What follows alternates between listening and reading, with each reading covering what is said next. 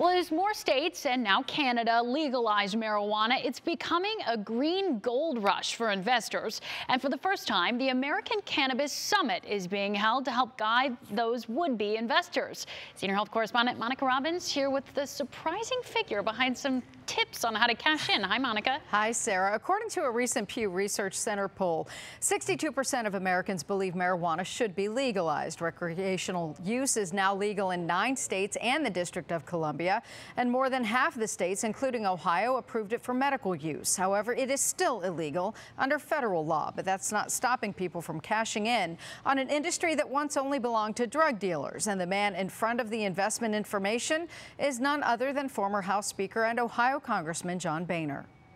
While in Congress, Republican John Boehner was a staunch opponent of marijuana. This past April, he joined the advisory board of Acreage Holdings, a company that cultivates, processes, and dispenses cannabis in 11 states. Tuesday, he'll be part of an online seminar meant to educate investors about how they too can profit from this lucrative industry. You're also going to begin receiving exclusive content on the cannabis industry from our team.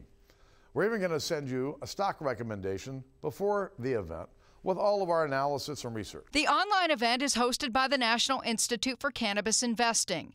Boehner is quoted as saying the next generation of billion-dollar cannabis companies are ripe for the picking. You just have to make smart moves. Cannabis is here to stay. The industry is only getting bigger, and I am all in. But if you choose to invest, financial advisors warn make sure you have the cash to risk. The stock is volatile. For example, Tilray, a Canadian pharmaceutical company stock, in just a year was as high as 300 and as low as 20.